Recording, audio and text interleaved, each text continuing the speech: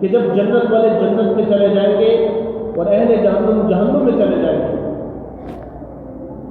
فرمایا فی جنات یتساءلون عن المجرمین ما سلککم فی سقر قالوا لم نک من المصلین ولم نک نطعم المسکین. کہ جنت والے جنت میں چلے جائیں گے پھر اللہ سوالات پوچھیں گے. اور ظاہر سی بات ہے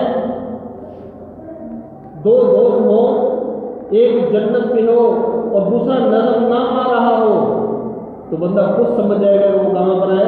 جہنم کے اندر.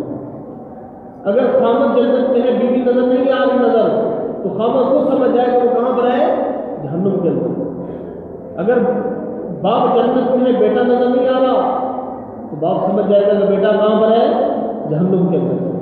ماں اگر جنت میں ہے اور اس کو بیٹی نظر نہیں آ رہی تو ماں سمجھ جائے گی کہ بیٹی کہاں پر ہے؟ جہنم کے اندر.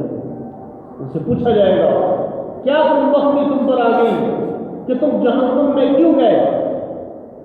ان کا پہلا جواب جہنمیوں کا یہ ہوگا لم نک من المصلین، ہم نماز نہیں پڑھتے ہیں، ہم نماز نہیں پڑھتے ہیں، ہمارا جرم ہے، ہم نماز نہیں پڑھتے. آج ماں باپ کہہ کے تھک جاتے ہیں. اور بعض ایسے ماں باپ ملتے ہیں کہتے ہیں مولوی صاحب ہم نے تو ہاتھ اٹھا لیا. اب یقین جانے آج کی نسلوں نے ماں باپ کے دل میں ایسا خوف پیدا کر دیا ہے کہ ماں باپ بچوں کو نماز کا کہتے ہوئے بھی ڈرتے ہیں. آج سے 30 سال پہلے کا جو زمانہ ہے اولاد ماں باپ سے ڈرتی ہے اور آج ماں باپ اولاد سے ڈرتے ہیں. حالات الٹ ہو چکے ہیں، تبدیلی اتنی آ چکی ہے اور واقعی تبدیلی آ چکی ہے. آج ماں باپ ڈرتے ہیں اپنی اولاد سے. اب یقین جانے ورلڈ کنٹونمنٹ بورڈ کا ایک افسر میں نے اسے کہا کہ آپ نماز پڑھنے کے لیے آتے ہیں، آپ کو بیٹا نماز پڑھنے کے لیے کیوں نہیں آتا؟ کیا وجہ؟ اس نے کہا کہ مولانا صاحب مجھے ڈر لگتا ہے، مجھے ڈر لگتا ہے. کہنے لگا کہ میرا ایک دوست تھا، اس نے اپنے بیٹے کو نماز کے لیے اٹھایا، وہ نہیں اٹھا تو باپ نے 2-3 لگا دیا. وہ نوجوان تھا، اس نے غصے میں آ کر باپ کو پکڑا، باپ کو باپ کیا. کہتا میرے دوست سے میرا حاصل ہے، میں ڈرتا ہوں اپنی اولاد کو نماز نہیں کرنے سے. یہ حالات آج کے ہیں. میں پرانے قصے کہانی نہیں آپ کو سنا. آج ماں باپ کے دل میں اولاد کا اتنا خوف بیٹھ گیا ہے کہ ماں باپ ڈرتے ہیں حکم کہتے ہوئے. اللہ ہمیں سمجھ عطا فرما دیتی. دیکھیں جب تربیت کا زمانہ جب ہوتا ہے اس وقت تربیت نہیں کرتے. جب تربیت کا وقت گزر جاتا ہے تو پھر مولوی صاحب سے کہتے ہیں مولوی صاحب دعا کرنا، بیٹا نماز نہیں کرتا ہے، بیٹا نیکی کے کام پہ لگ جائے، بیٹا فلاں ایک کام کرنا شروع کر دے. حالانکہ جب نیکی کا زمانہ تھا، بیج بوجھنے کا جب زمانہ تھا، بچے کو نیکی کی طرح پہ لے کے آنے کا زمانہ تھا، اس وقت ہم اگنور کرتے رہے، چھوڑتے رہے. ابھی بچہ ہے سمجھ جائے گا، ابھی بچہ ہے سمجھ جائے گا. پھر سمجھ اس کو ایسی آتی ہے کہ وہ 20 سال کا بن جاتا ہے تو نماز نہیں پڑھتا. میرے قابلین میں سے مولانا یوسف خان صاحب جامعہ شریعہ کے شیخ الحدیث ہیں. ان کے پاس ایک آدمی آیا اور کہنے لگا کہ حضرت آج میرا بیٹا نماز پڑھنے کے لیے نہیں اٹھا، جوان بیٹا، تو میں نے اس کو مارا. میں نے کہا پڑھو نماز. ہماری ایسی کی کیسی، گھر میں تم سوئے رہتے تمہیں پتہ نہیں نماز پڑھنی ہے. تو کہتے میں نے اس سے پوچھا کہ آپ نے بیٹے کو کیوں مارا، کیوں بیٹے کو مارا آپ نے؟ تو کہنے لگا مولوی صاحب آپ ہی میں حدیثیں بتاتے ہو کہ بچہ نماز نہ پڑھے تو نماز نہ پڑھنے پر مارو. یہ آپ نے ہمیں بتایا، مولوی نے تو بتایا ہے، قرآن حدیث میں بتایا ہے. میرے استاد فرمانے لگے کہ آپ نے جو بچے کو مارا ہے نا، آپ کو حدیث سمجھنے کے اندر بھی غلطی ہوئی ہے، آپ نے پوری حدیث بھی نہیں سنی، اور فرمانے لگے میرا بیٹا کتنی عمر ہے؟ کہنے لگے ایف ایس سی کا طالب علم ہے، کم از کم 20 سال تو عمر ہوگی اس بچے کی، ایف ایس سی کا طالب علم ہے، 20 سال عمر ہے، تمہیں کیوں آ رہا بچے کو؟ فرمانے لگے میں آپ کو پوری حدیث سناتا ہوں، اللہ کے نبی صلی اللہ علیہ وسلم کا فرمان ہے مروا اولادکم بالصلاۃ وهم ابناء 7، اپنی اولاد کو نماز کا حکم کرو جب وہ 7 سال کی ہو جائے۔ کتنی سال کی؟ 7 سال کی جب عمر ہو جائے تو بچے کو نماز کا حکم کرو۔ حالانکہ اس سے جو پہلے بچے کی زندگی ہے، یعنی وہ 7 سال کی عمر تک اتنا ٹرین ہونا چاہیے کہ نماز اس کو خود بخود پڑھنی آنی چاہیے۔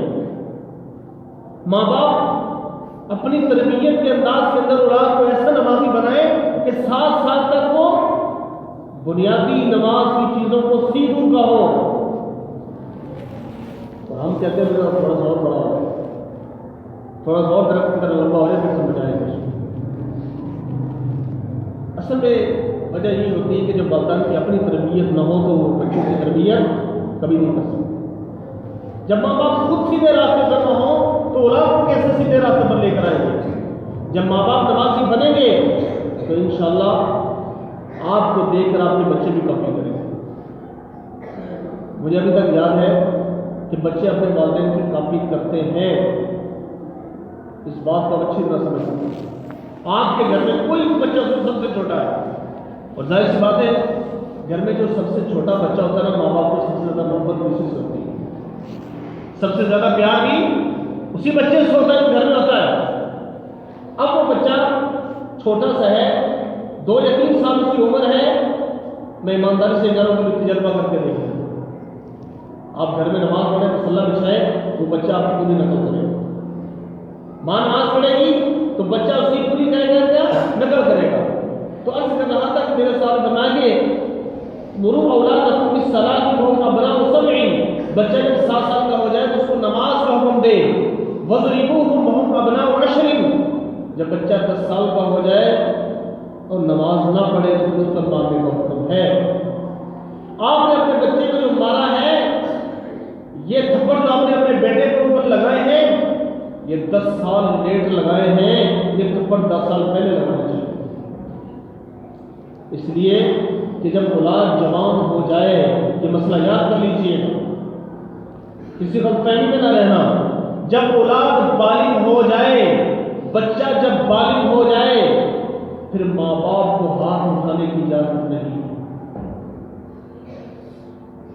ماں باپ کو پھر ہاتھ اٹھانے کی اجازت نہیں ہے جب بچہ بالغ ہو جائے، کیونکہ اب اس کا اپنا نامہ اعمال کھل چکا ہے۔ تو جہنمی اپنا پہلا جرم کیا بتائیں گے؟ لم نکن من المصلین، ہم نماز نہیں پڑھتے تھے، ہمارا یہ جرم عظیم ہے، ہم نے نماز کو چھوڑا تھا دنیا میں۔ تو اس لیے میرے محترم اور دوستو، آج ہم دنیا کے بارے میں اتنے فکر مند ہیں، خدا کی قسم اگر اتنی ہم فکر مندی اپنے بچوں کی آخرت میں کرنا شروع کر دینا، ہماری دنیا بھی جنت بن جائے، آخرت بھی جنت بن جائے۔ آج لوگ مولوی صاحب کے پاس آتے ہیں، کہتے ہیں مولوی صاحب دعا کرنا، بچہ پڑھائی میں بڑا کمزور ہے، ذرا تھوڑے سے میتھ میں نمبر کم آ جائیں، یہ انگلش کے مضمون میں تھوڑے سے نمبر کم آ جائیں تو ماں باپ کو جان کے لانے پڑ جاتے ہیں کہ میرے بچے کے فلاں سبجیکٹ میں فلاں مضمون میں نمبر اتنے کم کیوں آئے ہیں۔ ماں باپ پریشان ہو جاتے ہیں۔ کبھی ماں باپ نے یہ نہیں سوچا کہ میرے بچے کے بھی قرآن میں پورے نمبر ہیں نہیں۔ کبھی ماں باپ نے سوچا ہے آج کل کہ میرے بچے کی 5 نمازیں روزانہ کی پوری ہیں، اس کے روزانہ کی 5 نمبر ہیں، کبھی فکر مند نہیں ہوتے۔ لیکن سکول کے بارے میں ذرا تھوڑی سی اونچ نیچ ہو جائے تو ماں باپ اتنے پریشان کہ سر پکڑ کر بیٹھ جاتے ہیں۔ اور انتہائی پریشانی کے اندر مولوی صاحب دعا کرنا، بچہ تھا، بڑے پیسے خرچ کیے، میٹرک امتحان میں میتھ میں فیل ہو۔ میرے محترم بزرگوں، دوستوں، سوچنا چاہیے، بچوں کو بتانا چاہیے کہ دنیا بھی امتحان ہے، مرنے کے بعد بھی امتحان ہے۔ میں ایک واقعہ سنا کے بعد ان شاء اللہ اگلے جمعے کے طرح کریں گے۔ ایک آدمی نے اللہ تبارک و تعالیٰ نے اس کو بڑا مال و دولت دیا، اتنا مال و دولت، اس کا اکلوتا بیٹا، اور باپ نے اپنی دولت جمع پونجی اپنے بیٹے کو قابل بنانے کے لیے خرچ کرنا شروع کر دی۔ بیٹا جب تھوڑا سا بڑا ہوا، 7 سال کی عمر کو پہنچا، تو اس نے مہنگے اسکول میں اس بچے کو داخل کیا، مہنگی فیسیں اس کی بنی۔ پھر پڑھتے پڑھتے جب بچے نے میٹرک کیا، پھر کالج کی زندگی آئی، تو کالج اس نے مہنگے کالج کا کیا کرے انتخاب کیا اور بچے کو وہاں پر داخل کیا، اس کی مہنگی فیسیں واپس اس نے ادا کی۔ پھر کالج کی زندگی سے وہ یونیورسٹی کی زندگی میں آیا، تو باپ نے اعلیٰ سے اعلیٰ یونیورسٹی اس کے لیے تیار کی اور اعلیٰ سے اعلیٰ پیسے سرمایہ اس پہ خرچ کرنا شروع کر دیا۔ پھر وہ یہاں پہ پڑھا، پاکستان میں پڑھا، پھر اس نے اپنے بچے کو باہر ملکوں میں پڑھنے کے لیے بھیج دیا، یہاں تک کہ وہ نوجوان پڑھتا بڑی ماسٹر کی ڈگری اس نے حاصل کر لی، بڑے بڑے ایم اے میں اس نے کر لیے، ایم فل اس نے کر لیے، اعلیٰ تعلیم یافتہ بن گیا، کامیاب انسان بن گیا، کامیاب بزنس مین بن گیا۔ بیٹا جوان ہو گیا، پاکستان آیا، باپ نے اس کی شادی کر دی۔ شادی کرنے کے بعد 1 سال گزرا ہوگا، 1 سال گزرا ہوگا، اس بیٹے کو بلڈ کینسر ہو گیا، بلڈ کینسر ہو گیا۔ اب اس نے دنیا کا کوئی ہاسپٹل نہیں چھوڑا اور ساری جمع پونجی اس نے بیٹے پہ خرچ کرنا شروع کر دی کہ میرا بیٹا صحت یاب ہو جائے۔ لیکن اتنے پیسے اس نے خرچ کیے، اپنے بیٹے میں اتنے پیسے خرچ کیے، وہ بندہ کروڑوں پتی تھا، ساری جمع پونجی اس نے اپنے بچے پہ لگا دی، لیکن پھر بھی بیٹے کو صحت نہ مل سکی۔ یہاں تک کہ ڈاکٹروں نے اس بندے نے اتنا سرمایہ خرچ کر دیا کہ کروڑوں پتی تھا وہ، اور کرتے کرتے کرتے سب کچھ سرمایہ ختم ہو گیا۔ اس نے لوگوں سے قرضے بھی اٹھائے، وہ بھی اس پر لگ گئے، لیکن بچے کو صحت والی زندگی نہ مل سکی۔ بالآخر ڈاکٹروں نے جواب دے دیا کہ اب اس کو گھر لے جائیں، یہ چند دن کا مہمان ہے، یہ چند دن کا مہمان ہے۔ باپ گھر آیا، بیٹے کو لے کر آیا تو پریشانی کے عالم کے اندر ہے، اور باپ نے دیکھا کہ جمع پونجی ساری دنیا کی ختم ہوگی، دولت ختم ہوگی، کروڑوں پتی تھا، آج قرضوں کے نیچے آ گیا۔ تو اس نے اپنے بیٹے سے کہا، بیٹا ساری زندگی میں نے تیرے اوپر لگا دی، سارا مال و دولت میرے اوپر خرچ کر دیا، بیٹا تو نے تو میری دنیا ہی اجاڑ کے رکھ دی ہے، تو نے تو میری دنیا ہی اجاڑ کے رکھ دی ہے۔ اس نوجوان کو بھی تھوڑا سے فاقہ ہوا، اس نے بھی باپ کی آنکھوں میں آنکھیں ڈال کر کہا، ابا جان اگر میں نے تیری دنیا برباد کی ہے تو تو نے بھی تو میری آخرت برباد کر دی ہے نا۔ تو نے مجھے بتایا نہیں کہ مرنے کے بعد قبر میں بھی کوئی امتحان ہوتا ہے۔ دنیا کے امتحانوں کے لیے میں اعلیٰ سے اعلیٰ نمبروں میں پاس ہوتا رہا، آپ نے مجھے بتا دیا کہ فرسٹ ایئر میں یہ امتحان ہوتے ہیں، میٹرک کے یہ امتحان ہوتے ہیں، ایم فل میں یہ چیز ہوتے ہیں، یہ بکیں ہوتی ہیں۔ آپ نے دنیاوی امتحانوں کے لیے مجھے مہنگے اسکولوں میں داخل کیا، کالجوں میں داخل کیا، یونیورسٹیوں میں داخل کیا، پھر میں باہر بھی پڑھ کر آ گیا، لیکن آپ نے مجھے اتنا بھی بتایا کہ مرنے کے بعد بھی قبر میں بھی کچھ پوچھا جائے گا، میدان محشر کے اندر بھی کچھ پوچھا جائے گا۔ اور میرے محترم بزرگوں دوستو، آج ہمیں سب کو دنیا ہی نظر آ رہی ہے، آخرت کے فائدے آج ہمیں آپ کو نظر نہیں آ رہے۔ خدا اپنی حالت کو بھی رحم کرے اور اپنے بچوں کی حالت بھی رحم کرے۔ میری عادت نہیں ہے زخموں پہ نمک پاشی کی، کیا کروں اگر یہ دعوت نہ دکھاؤں تجھ کو۔ میں نے یہ قصہ کہا اس لیے ہو کر مجبور، جو تیرا فرض ہے وہ یاد دلاؤں تجھ کو۔ وآخر دعوانا الحمدللہ رب العالمین۔